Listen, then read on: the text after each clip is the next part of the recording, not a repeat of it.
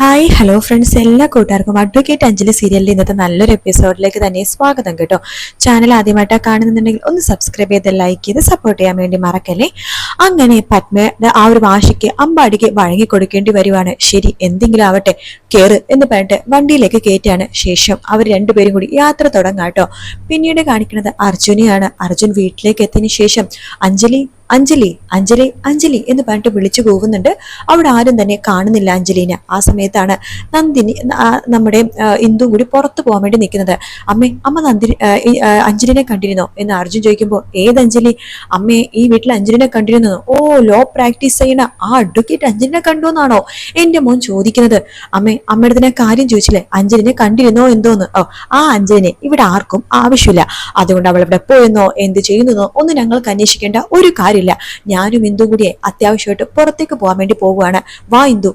അപ്പോ വീണ്ടും ചോദിക്കണ്ട, അമ്മേ അഞ്ജലി എവിടേക്കാ പോയെന്ന് അറിയാവോ എന്ന് ചോദിക്കുമ്പോ ഇന്ദു പറയുന്നുണ്ട്, അത് വേറൊന്നുമല്ല, അവളത്തെ ഞങ്ങൾ എന്താ ചോദിച്ചാൽ അവള് മൊഴിയില്ലല്ലോ, എവിടേക്കോ കെട്ടിയിടുന്നുള്ള രാവിലെ തന്നെ പോകുന്നുണ്ടായിരുന്നു.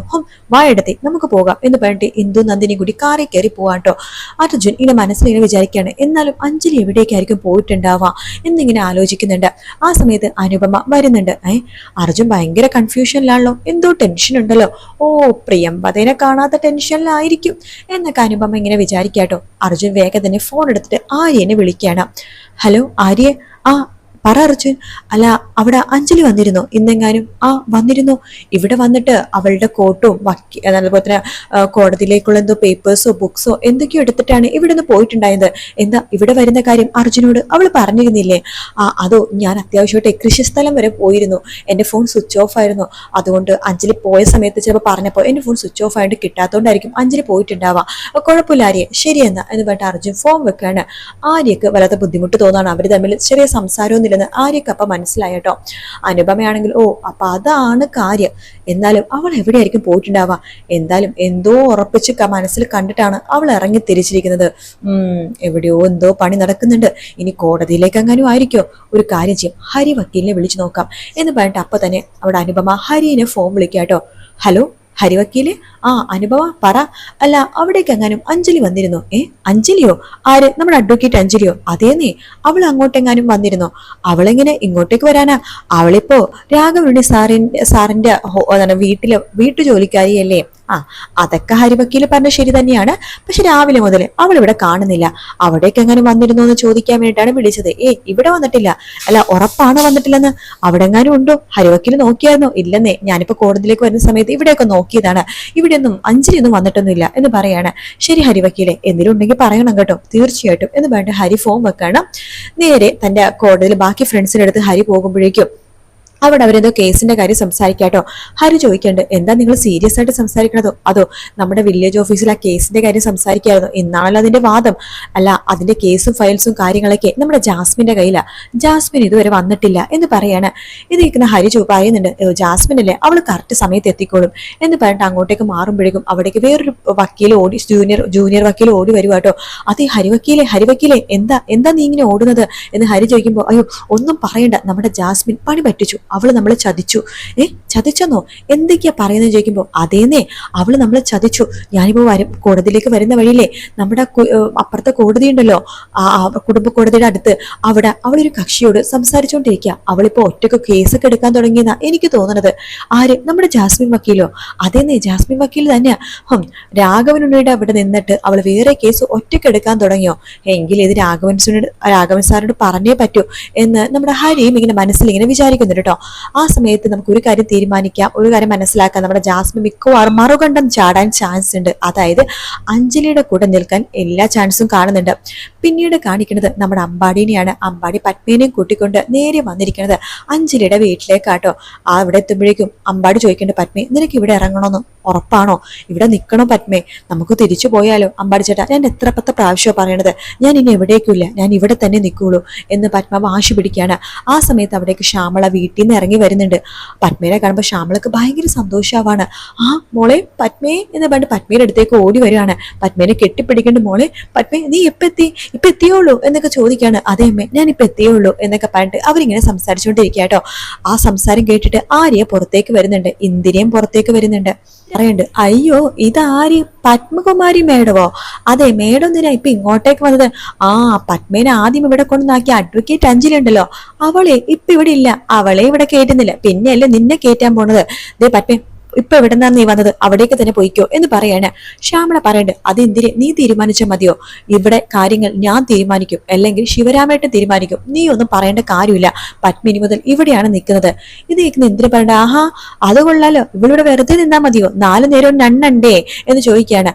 അതിനുള്ള വരുമാനം ആര് തരും, അതിനുള്ള ചെലവ് ആരേറ്റെടുക്കും? അതെന്തായാലും നടക്കുന്നില്ല എന്ന് എന്തിനു പറയുമ്പോ ശ്യാമള പറയണ്ടേ, ഇവൾക്കിവിടെ ഭക്ഷണം കഴിക്കാനും തിന്നാനൊക്കെ ഒരു ലോഡ് കണക്കിന് ഗ്യാസിന്റെ ആവശ്യമൊന്നുമില്ലല്ലോ, നമ്മൾ കഴിക്കുമ്പോൾ ഒരു ഇച്ചിരി പങ്ക് മാറ്റി വെച്ചാൽ മതി, പത്മക്ക് ഭക്ഷണം കൊടുത്തോളാം ഞാൻ, നീ അതിൽ വലിയ വലിയ കാര്യങ്ങളൊന്നും പറയണ്ട. അതെ, ഈ വീട്ടിലെ ആർക്കാണ് വരുമാനം ഉള്ളത്? ഞാൻ ഈ ഇന്ദിര തന്നെ പോയി പുറത്ത് പോയി പണിയെടുത്ത് വരുമാനത്തിലുള്ള കാര്യങ്ങൾ കൊണ്ടുവരണ്ടേ? ഞാൻ കൊണ്ടുവരുന്ന സാധനങ്ങളല്ലേ ഇവിടെ വെച്ച് വിളമ്പണത്, അത് നീ ഇവൾക്ക് കൊടുക്കാനോ? ഞാൻ സമ്മതിക്കില്ല എന്നിങ്ങനെ പറയണം.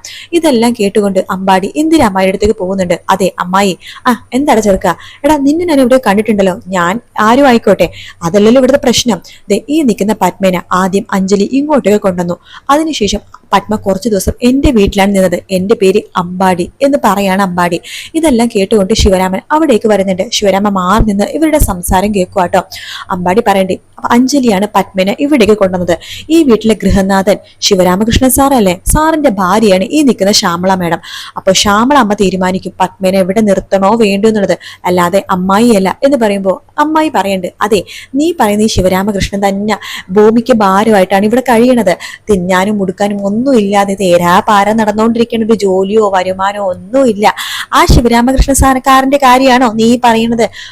ഭൂമിക്ക് ഭാര്യമായിട്ട് ജീവിച്ചുകൊണ്ടിരിക്കുന്ന ഒരു മനുഷ്യൻ എന്നിങ്ങനെ പറയുമ്പോൾ അത് ശിവരാമനെ കേട്ട് ഭയങ്കര വിഷമമാട്ടോ. ശിവരാമൻ അവിടെ നിന്ന് വിഷമിച്ചുകൊണ്ട് അവിടെ നിന്ന് ഇറങ്ങി പോകുകയാണ് ചെയ്യുന്നത്. ഇതൊന്നും തന്നെ ആരും കാണുന്നില്ല. മനസ്സ് വിഷമിച്ച ശിവരാമൻ എന്തെങ്കിലും കടുങ്കൈ ചെയ്യുമോ എന്ന് സംശയിക്കേണ്ടിയിരിക്കുന്നു. ആ രീതിയിലാണ് ശിവരാമന്റെ പോക്ക് കേട്ടോ. അങ്ങനെ ശിവരാമൻ അവിടുത്തെ കരഞ്ഞുകൊണ്ട് പുറത്തേക്ക് പോവാണ്. ഇതെല്ലാം കേട്ടുകൊണ്ട് ശ്യാമള പറയുന്നുണ്ട്, ഇന്ദിര അനാവശ്യം പറയുന്നത്, എന്റെ ശിവരാമേട്ടനെ കുറിച്ച് നീ അപവാദം പറഞ്ഞിട്ടുണ്ടല്ലോ, നിന്റെ മോഹം അടിച്ച് ഞാൻ പൊട്ടിക്കോ. പത്മി നീ ഇങ്ങോട്ടേക്ക് വാ, ഇവിടെ ആരെന്ത് ചെയ്യണമെന്ന് എനിക്കൊന്ന് കാണണമല്ലോ എന്ന് പറഞ്ഞിട്ട് നമ്മുടെ പത്മേനെയും കൂട്ടിക്കൊണ്ട് ശ്യാമള അകത്തേക്ക് പോവാണ്.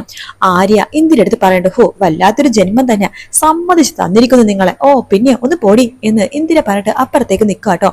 അമ്പാടിയും അവിടെ നിന്ന് പോകുന്നുണ്ട്. ഇന്ദിര മനസ്സിൽ വിചാരിക്കുകയാണ്, കൊള്ളാം എന്തായാലും, അപ്പൊ ഇവിടത്തെ കാര്യങ്ങൾ ഇങ്ങനെയൊക്കെയാണല്ലേ. പത്മകുമാരനെ വീണ്ടും അകത്തേക്ക് കയറ്റിയിരിക്കുകയാണ്. പണി കൊടുത്തോളാം ഈ ഇന്ദിര എന്ന് മനസ്സിൽ വിചാരിക്കേണ്ട. ആ സമയത്താണ് നമ്മുടെ അഭി തിരിച്ച് വീട്ടിലേക്ക് വരുന്നത് കേട്ടോ. അഭിനെ കാണുമ്പോ തന്നെ അനുപമ ആകെ ഷോക്കാവണം. ഈശ്വര, അഭി തിരിച്ചെത്തിയല്ലോ എന്ന് പറഞ്ഞിട്ട് അഭിയുടെ അടുത്തേക്ക് പോകുന്നുണ്ട്. അഭി എന്താ ഒരു മുന്നറിയിപ്പും ഇല്ലാതെ? എന്താടി മുന്നറിയിപ്പ് കരാൻ ഞാൻ കാറ്റോ മഴയോ എന്തെങ്കിലും ആണോ? അല്ല പെട്ടെന്ന് വന്നോണ്ട് ചോദിച്ചതാ. അല്ല അഭി ഒന്ന് ഫ്രഷ് ആയിട്ട് വാ, ഞാൻ കഴിക്കാൻ ചോറെടുക്കാം, നല്ല മീൻകറി ഉണ്ട്, അഭിക്ക് ഇഷ്ടപ്പെട്ട മീൻകറി. അതെ, ഞാൻ ഭക്ഷണം കഴിക്കാനില്ലാത്ത നാട്ടിലേക്കൊന്നുമല്ല പോയത്, മാറി നിൽക്കിടന്ന് അവളൊരു കിണുങ്ങൽ എന്ന് പറഞ്ഞിട്ട് അഭി അകത്തേക്ക് പോവാണ്. അനുപമ മനസ്സിൽ വിചാരിക്കുകയാണ്, ഈശ്വര അഭി ഇതുവരെ ഒന്നും അറിഞ്ഞിട്ടില്ല, ഇനി അഞ്ജലിനെ കാണുമ്പോൾ പ്രശ്നമാകുമല്ലോ എന്നൊക്കെ അനുപമ മനസ്സിൽ വിചാരിക്കുന്നുണ്ട് കേട്ടോ. ആ സമയത്ത് തന്നെയാണ് ഇന്ദിര ഫോൺ വിളിക്കണത്. ഇന്ദിര ഫോൺ വിളിക്കുമ്പോൾ അനുപമ ഫോൺ എടുക്കണ്ടേ. എന്താ അമ്മായി? അതെ നിനക്കൊരു പണി കിട്ടാൻ പോവാണ് മോളെ. പണിയോ? അമ്മായി എന്തൊക്കെയാ പറഞ്ഞത്? ആ പത്മകുമാരി ഉണ്ടല്ലോ വീണ്ടും ഇവിടേക്ക് വന്നിട്ടുണ്ട്. പത്മയോ? അതെ. പിന്നെ അഞ്ജലി വന്ന് എന്തൊക്കെയോ കേസും സാധനങ്ങളൊക്കെ എടുത്ത് ഇവിടുന്ന് പോയിട്ടുണ്ട്. മിക്കവാറും വക്കീൽ ഓഫീസിലേക്കായിരിക്കും പോയിട്ടുണ്ടാവാ. പത്മയുടെ കേസ് വീണ്ടും അവളെ ഏറ്റെടുക്കാൻ പോവാണെന്നാണ് കേട്ടത്. അങ്ങനെയാണെങ്കിൽ അനുപമേ നീ കുടുങ്ങിയത് തന്നെ. നിന്റെ ജീവിതം സേഫ് ആക്കണമെന്നുണ്ടെങ്കിൽ പത്മേനെ ഇവിടുന്ന് ഓടിക്കാൻ നോക്ക് എന്ന് പറഞ്ഞിട്ട് ഇന്ദിര ഫോം വെക്കാട്ടോ. അനുപമക്കാകെ ഷോക്ക് ആവാണ്. ഈശ്വര, ഇപ്പോൾ എനിക്ക് പണിയോട് പണി കിട്ടിക്കൊണ്ടിരിക്കാമല്ലോ. അഭി വന്നു, പത്മയുടെ കേസ് ഞാൻ എന്ത് ചെയ്യും എന്നൊക്കെ ആലോചിച്ച് ടെൻഷൻ അടിച്ചിരിക്കുന്ന അനുപമനെ കാണിച്ചിട്ടാണ് ഇന്നത്തെ എപ്പിസോഡ് തീരുന്നത് കേട്ടോ.